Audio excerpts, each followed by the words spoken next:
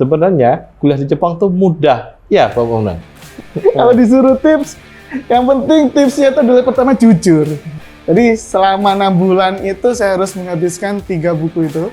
Ya, ya. 3 dikali 1.500 lembar ya, kira-kira 45 lebih lah ya. Oke, Prof.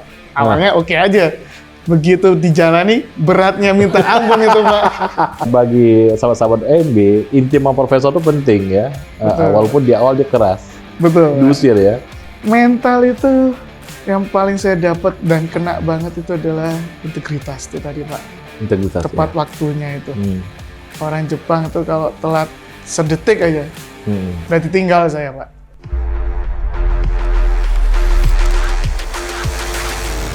Halo sahabat OMB, obrolan mulai kembali.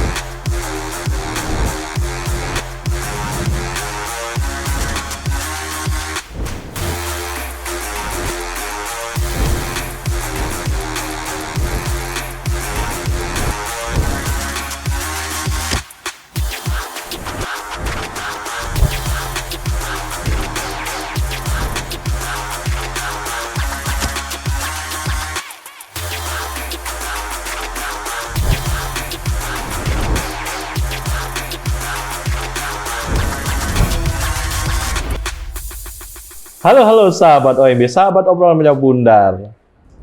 Murman Dwi Prasetyo hari ini telah hadir membahas tentang bagaimana kita kuliah di Jepang. Ini menarik bagi untuk teman-teman anak-anak muda, sahabat-sahabat muda, bahwa sebenarnya kuliah di Jepang tuh mudah. Ya, Pak Mauna. Wah, menarik ya itu ya, Pak. Kalau dibilang mudah, ya itu tergantung persepsi. Nah, saya ingin tahu bagaimana awalnya Pak Murman ke Jepang ya. Apakah itu membuso atau antar sensei atau gimana Pak Murman? Ya, terima kasih banyak Pak Meldi atas waktunya, Pak ya. Ini tuh bermula dari sebuah mimpi sebenarnya, Pak ya. Pakai mimpi segala nih. Iya, kita tuh harus bermula dari mimpi dulu, Pak ya. Diawali dengan mimpi, juga nggak menyangka nih kita bisa apa ya, mimpi itu bisa diraih gitu ya. Kalau dibilang dulu itu saya pernah mimpi, orang tua saya kan pernah juga ke Jepang nih. Tapi kemudian saya istilahnya dulu waktu kecil saya berpikir saya takut untuk pergi ke sana. Dalam sisi kecil dan memikirkan bahasa, kemudian teman. Nah, itu berawal dari mimpi tuh. Tapi ngelihat seakan apa ya, seiring dengan berjalannya waktu ya, melihat Jepang itu wah kok indah gitu ya. Kemudian bersih, kemudian apa lagi ya, banyak lah yang hal yang kita tidak bisa kita bisa gambarkan gitu ya, misalnya seperti itu.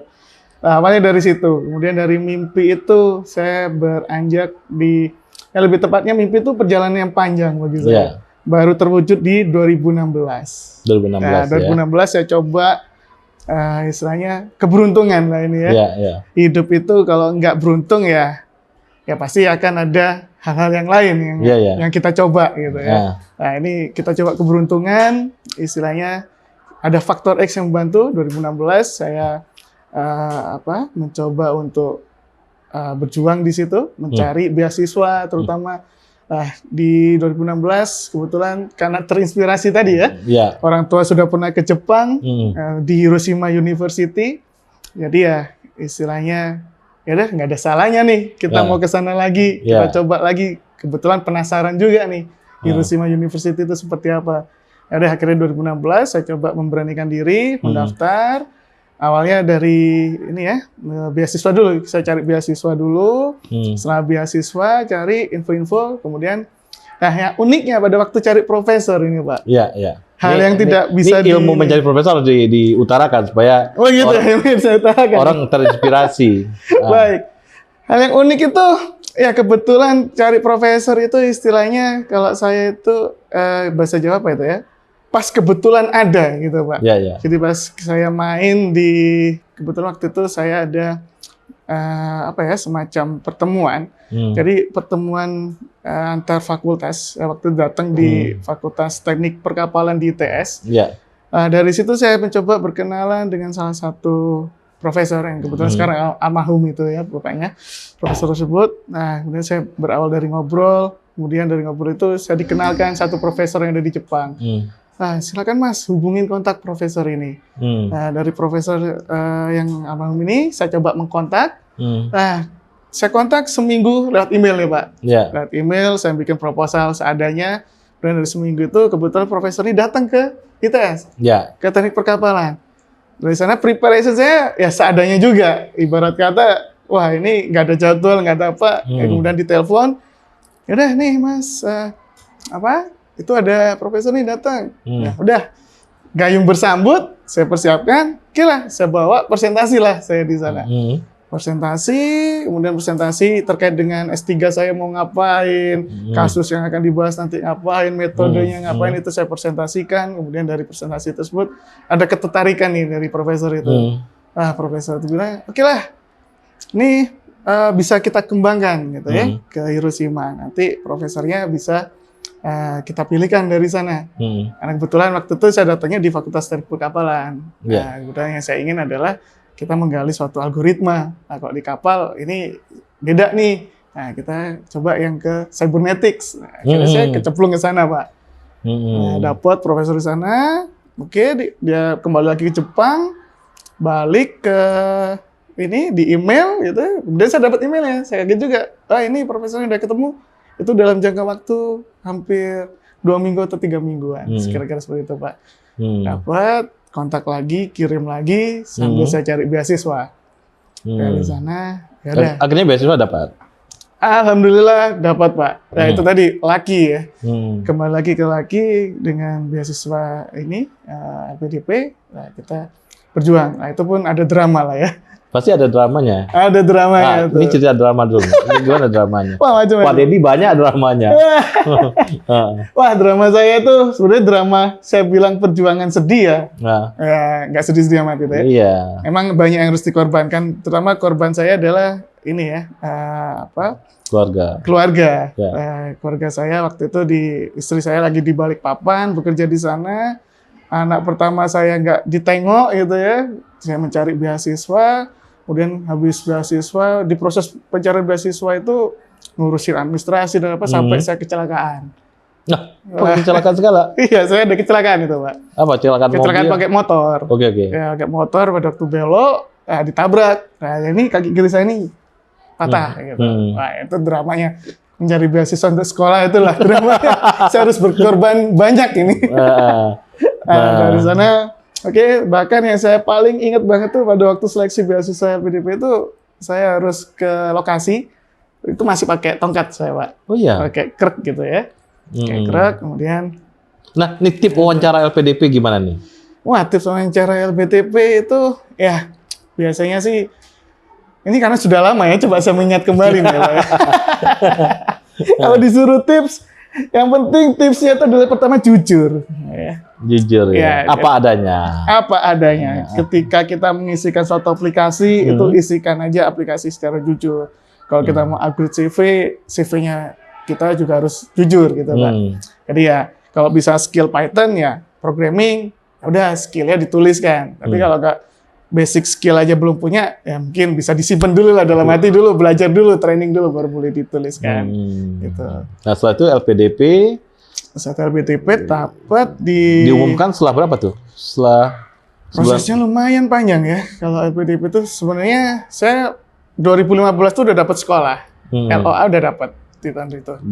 Di Taiwan. Di Jepang itu, Pak. Di Jepang. Ya, di Jepang itu udah dapat, tapi karena hal mencari beasiswa ini penuh perjuangan sampai kecelakaan, karena saya defer. Lanjut sampai ini dapat beasiswa. Nah, alhamdulillah kalau nggak salah itu Juli kalau nggak salah ya, Juli atau April saya baru dapat pengumuman, you got the scholarship dari LPDP. Dan itu berangkat sendiri dulu? Berangkat sendiri dulu, anak sama istri sementara di Indonesia. Nah, baru setelah 6 bulan, baru diajak. Istri ikut. Nah, paper pertama setelah berapa? Setelah berapa bulan? Wah, ini menarik kalau bicara paper. Ya, menariknya profesor saya ini punya suatu kebiasaan yang unik, Pak. Saya di Jepang itu cukup kaget memang ya, karena mungkin dari sisi culture juga ya sedikit berbeda gitu ya. Nah, di Jepang ini saya pertama kali datang itu sudah disambut profesor saya dengan, kalau kita kan kalau mau Minang itu dengan bacaan Bismillah gitu ya. Kalau saya bukan disambut dengan Bismillah, tapi Astagfirullah gitu ya. Astagfirullahnya adalah, oke, Murman, come here gitu. Nah, ini buku. Saya ditawari buku 1.500 lembar, saya ingat tuh bukunya. Itu satu buku. Itu yang cybernetic? Ya, yang cybernetic ini, Pak. Itu babonnya cybernetic? Babonnya cybernetic. Oke, terus? Kayaknya saya ditawari buku, mau bahas apa? Oh, saya pengen tentang terkait machine learning. Oke, itu ada 3 buku machine learning di lemari saya. Coba kamu ambil. Ambil saya. Ambil berapa, Prof? 3 ya? 3, tebel-tebel, Pak, itu ya. 1.500, saya ingat. 1.500 lembar. Dibawa, nih, Maman, kamu baca dulu. Saya ingat banget tuh bukunya ada Al-Faidin, Pak. Iya. Saya disuruh baca buku itu sampai khatam. Jadi selama 6 bulan itu saya harus menghabiskan 3 buku itu. 3 dikali 1.500 lembar ya, kira-kira 45 lebih lah ya. Dan per babnya didiskusikan? Didiskusikan. Oke, berarti dia lulusan Amerika berarti itu? Bisa jadi seperti itu ya, Pak ya. Karena di Amerika begitu ya, Pak Dedi ya? Jadi, terus gimana? Buku habis, dan profesor saya mengeset schedule. Nah, dia sudah di depan komputer, schedule, Maman, ini dalam 6 bulan harus habis, dan kamu dalam seminggu harus presentasi ke saya 2 kali. Oke, Prof. Awalnya oke aja. Begitu dijalani, beratnya minta ampun itu, Pak. Bayangin, 1 bab, aduh, saya ingat banget 1 bab. Jadi seminggu baca berapa page? Seminggu itu 1 bab, Pak, harus selesai. Seminggu? Seminggu. Dan itu harus dipahami ya? Dipahami, betul. Jadi mulai dia, kalau kita mempresentasikan cuma introduction aja atau overview tentang bukunya, udah kamu keluar dari ruangan. Oh iya? Saya pernah itu sekali, karena mungkin saya kurang siap gitu ya, Pak ya. Kurang siap ketika mungkin beliau juga menguji mental kayaknya. Anak ini mentalnya perlu diuji nggak nih? Bisa jadi Yakuza nggak nih? Bisa dianu nggak nih? Gitu ya. Bisa diperes nggak? Gitulah. Oke. Seminggu saya cuma presentasi overview. Nah, kejadian adalah saya disuruh keluar. Udah, kamu belum siap presentasi hari ini. Itu berapa orang asing di situ? Kebetulan saya sendiri, Pak. Woi. Satu Indonesia saya sendiri. Lain teman-temannya gitu-gitu India. Nggak ada, Pak. Nggak ada. Jadi orang internasional satu-satunya saya. Oke. Dan murid yang S2-nya itu beberapa lokal Jepang semua. Nah, jadi saya juga kesulitan bahasa Jepang, strugglingnya saya pertama kali itu. Kemudian profesor saya karakteristiknya juga, saya bilang tanda kutip nyeleneh gitu ya. Masa saya sekolah disuruh baca buku, ya emang bener sih ya. Nah itu tapi pengalaman paling, menurut saya paling indah itu, Pak. Bukan untuk disesalkan. Karena ya secara itu otomatis membentuk ya. Membentuk karakter kita, Pak. Itu untuk karakter kita, untuk apa ya saya ya. Kamu terakhir baca buku apa sih? Ya, kayak gitu. Kita ini peneliti harusnya baca buku loh. Bukan baca yang lain nih. Perkembangan tuh biar tahu di mana. Itu manfaatnya luar biasa sekali. Jadi setelah 6 bulan saya bebas tugas, saya bilang bebas tugas tuh ya, Pak. Karena saya sudah dianggap, oke, Maman, kamu sudah mampu. Jadi ikro'nya selesai 6 bulan tuh? Ikro 6 bulan selesai, Pak. Alhamdulillah saya pas itu, Pak. Ikro'nya? Hampir pas, terlambat sebulan lah ya, kurang lebih segitu. Sampai 7 bulan tuh udah, wah ini bisa nggak disuruh nulis saya ini. Paper saya itu masih belum terbit tuh, Pak. Jadi saya tuh ada perasaan iri, teman-teman kok begitu datang udah disuruh nulis. Gitu ya, Pak. Jadi baru datang langsung disuruh nulis ada. Beda teknik nih. Beda teknik. Terus teman-teman saya ada disuruh, oke, kamu langsung ngoding gitu ya. Begitu coding kelar hasilnya langsung paper. Kok saya lain nih? Saya tuh menunggu sampai setahun. Itu masih ada lagi. 6 bulan ini masih ada lagi trainingnya ternyata. 6 bulan lagi.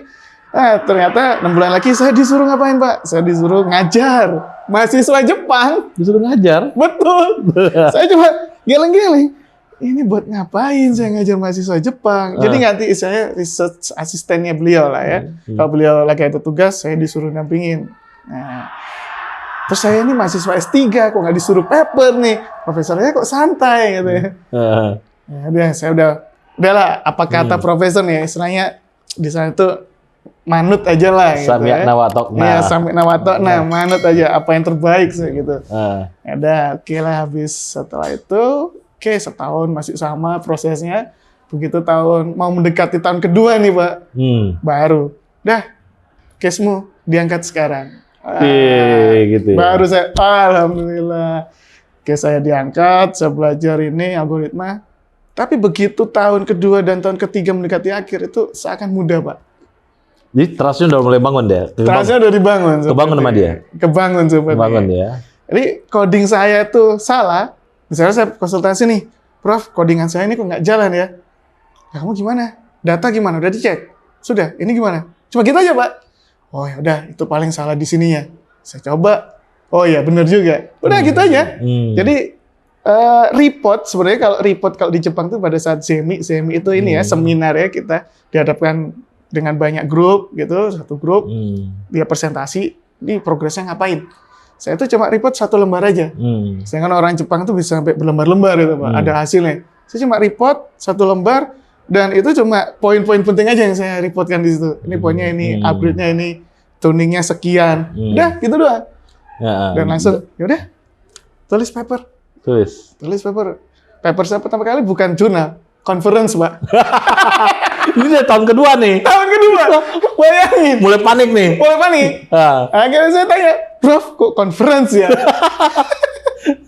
Akhirnya, ini ada profesor cuma enteng aja. Paper itu nggak usah terlalu banyak-banyak. Kamu cukup 1 conference, 1 jurnal. Wih, digituin sama dia. Gituin aja, Bu. Oh gitu ya, Bro? Iya. Udah, kamu conference ini aja, lokalan aja di Jepang ini aja. Wah, tapi saya pengen ke ini. Ya udah, itu gampang nanti gitu. Akhirnya ya udah, saya akhirnya 1 conference Jepang, 1 conference pulang ke Indonesia.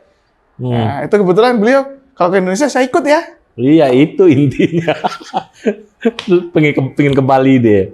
Ke Bali, tapi nggak jadi, Pak. Saya ajaknya ke Malang. Karena di Bali tutup. Oh iya lah ya.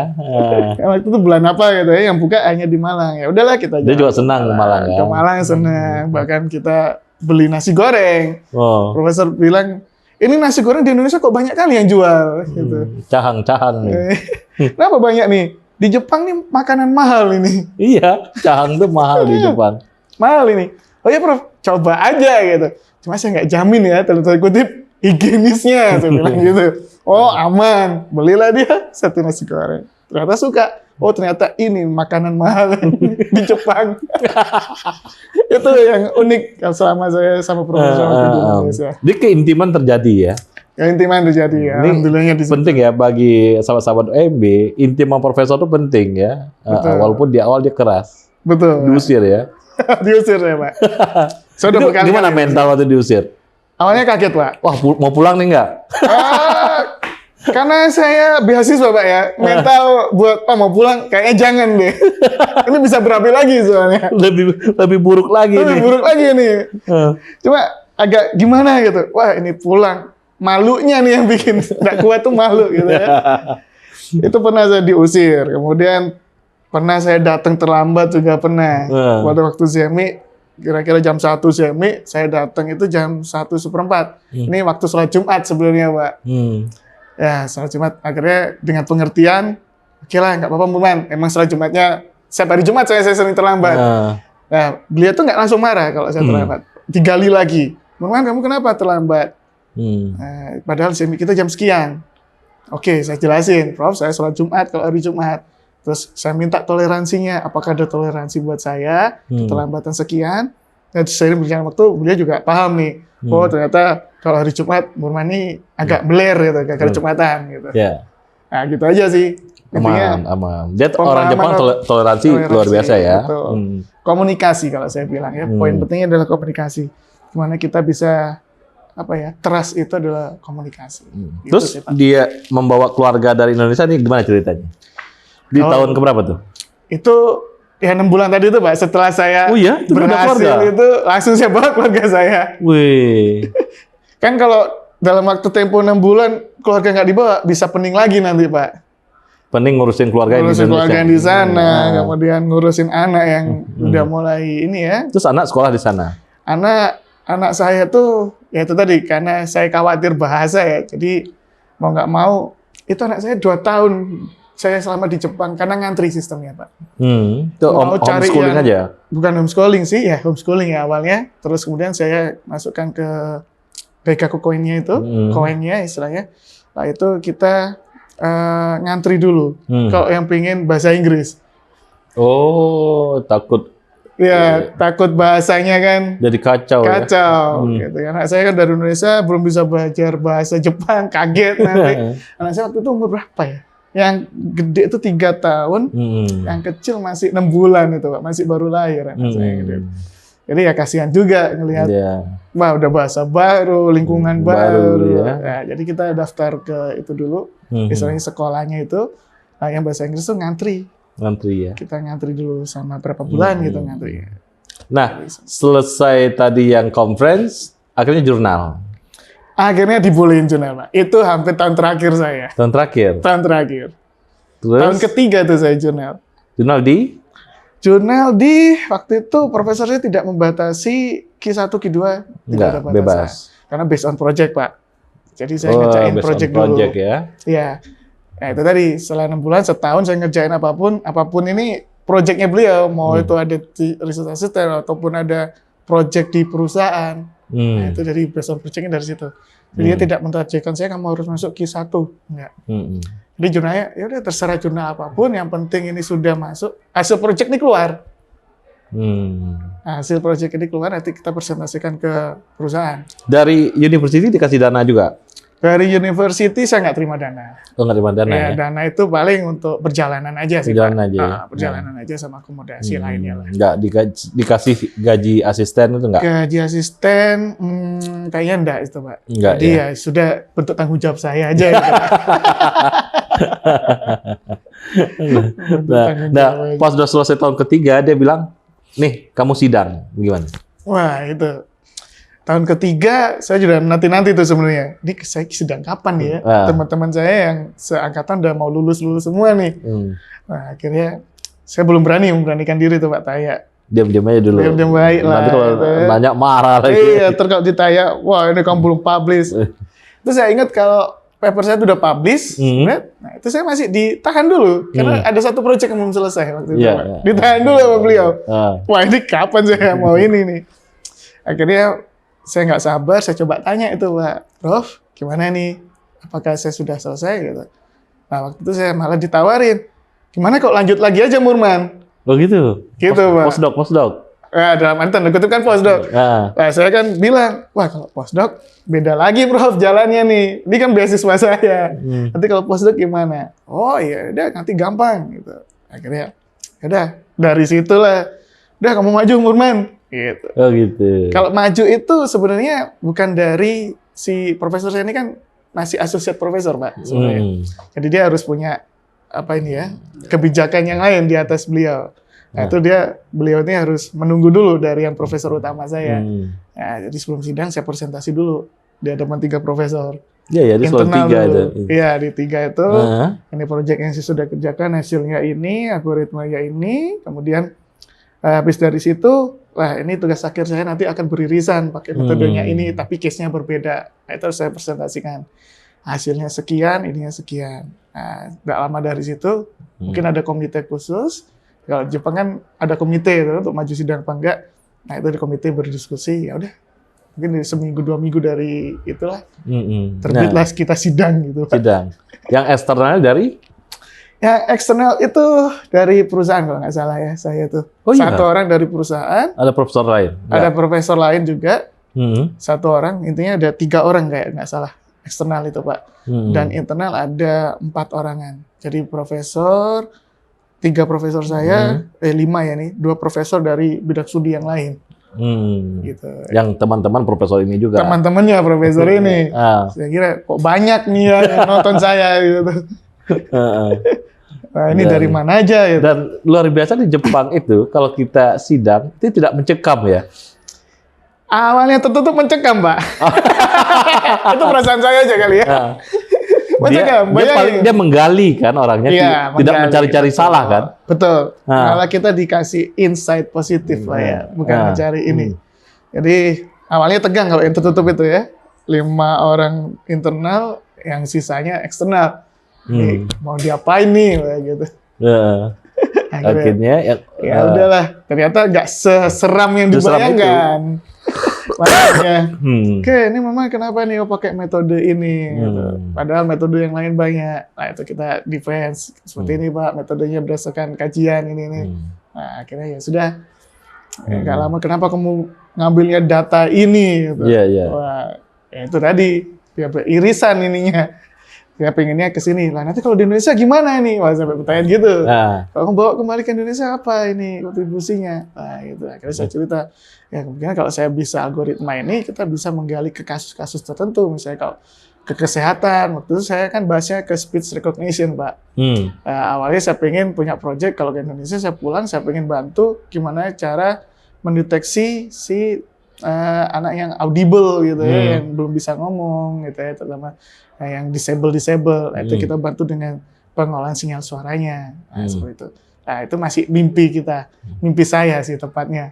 Biar nanti istilahnya pengembangan dari keilmuan ini bisa bermanfaat. Nah, itu sempat ditanyakan tuh. Nah, case yang di Jepang apa sih, Pak Uman? Kenapa, Pak? Case yang di Jepang kasusnya apa? Kalau saya waktu itu memang masih general speech recognition untuk membedakan suara audio frekuensinya berapa, pria, wanita, anak-anak. Nah, itu yang saya bahas. Dengan algoritma kita, penambahan algoritma yang dimodifikasi. Nah, ini nanti efisiensinya berapa? Bisa mendeteksi suara perempuan ini berapa, laki-laki ini berapa. Permainnya di situ saya, Pak. Basically kan gender yang berpengaruh nih ya kalau dalam suara. Pakai apa tuh itu? Pakai ini, Pak. Korespondensinya pakai teman-teman sendiri ngerekam suara. Analog ke digital. Ngodingnya pakai? Saya pakai programming Python waktu itu, Python. Scratch. Ya, dari Scratch, kemudian kita olah frameworknya bikin modifikasi waktu itu, framework yang sudah ada kita modif, tambahin variabel. Nah, setelah variabel ketambah, nih meningkat nggak nih? Efeknya gimana nih? Nah, seperti itu. Eksperimennya itu ya? Eksperimennya begitu. Nah, pengalaman sebelum profesor pulang, kita nggak pulang ada? Profesor pulang? Kan di Jepang tuh kalau kita pulang duluan nggak boleh. Kebetulan profesor saya bebas, Pak. Bebas ya? Kalau ngikut profesor bisa pulang jam 1 malam saya. Udah berani jam 1 dia? Berani jam 1. Nah, nyampe di lab? Nyampe di lab jam 6 pagi. Saya cuma ngikutin itu aja. Masuk beliau aja jam 6 pagi. 6, nanti maghrib pulang. Bukan maghrib, jam 10, Pak. 10. Jadi anak-anak S2 yang Jepang lokal itu udah pulang, saya baru pulang. Wah, luar biasa berarti Pak Uman waktunya. Ya, biasa di luar ya begitu lah, Pak. Iya ya, keluarga nggak protes waktu itu. Ya sempat, Pak, ada protes. Ini gitu hidup berat banget. Wah, gitu. Iya. Cuma Sabtu Minggu saya nggak mau diganggu. Oh, gitu? Saya udah bilang profesor komunikasi, Prof, saya punya keluarga, mohon pengertiannya nih. Gitu. Ya, akhirnya biasanya kan banyak tuh Sabtu Minggu juga di lab. Suka ada kerjaan. Gitu. Nah, saya cuma minta izin aja kalau dia profesor. Saya punya keluarga. Itu setelah hubungan udah mulai bagus ya? Udah mulai bagus. Kalau belum bagus hancur juga tuh. Wah, jangan berani-berani ya, Pak. Coba-coba. Jangan coba-coba. Saya jangan ganggu Sabtu Minggu ya, nggak bisa. Wah, betul. Jangan minta izin sholat. Iya, itulah ya. Sekarang Pak. Oke, terakhir Pak Uman, siap. apa yang pelajaran yang paling berkesan secara mental ya, secara sains sih kita udah inilah. Mentalnya apa gitu yang? Mental itu yang paling saya dapat dan kena banget itu adalah integritas itu tadi, Pak. Integritas. Tepat waktunya itu. Orang Jepang itu kalau telat sedetik aja, udah ditinggal saya, Pak. Ya gitu ya. Ada istilahnya, udahlah. Udah telat, ngapain lagi? Apa yang mau kita bahas nih? Nah, itu harga waktu tuh yang dihargai banget kalau di sana. Sedetik pun mereka usahakan jangan telat, jangan terlambat. Nah, itu yang sampai sekarang saya masih ini ya, Pak ya, mencoba survive sebenarnya ya. Tapi ya karena sudah kebiasaan ya, menjadi terbiasa gitu. Datang jam berapa, kita harus pulang jam berapa. Nah, itu. Dan ini ke bawah sampai sekarang nih? Alhamdulillah sampai sekarang ke bawah, Pak. Gaya Bojong Soang? Gaya Bojong Soang, wah. Di hold dulu kayaknya. Gaya Bojong Soang. Oke. Terima kasih Pak Uman. Sahabat OMB, ya kita bahas ya gimana kultur orang belajar di Jepang ya. Ya tentunya suka dukanya ada, manisnya banyak ya. dan kita membentuk ya kamikaze lah di Jepang ya, mental bagus, segala macam bagus, juga kultur kita menjadi peneliti, saintis itu kebentuk ya Bang ya. Betul. Kebentuk sekali kalau di Jepang. Sahabat OMB, inilah Dr. Eng Murman Dwi Prasetyo. Terima kasih.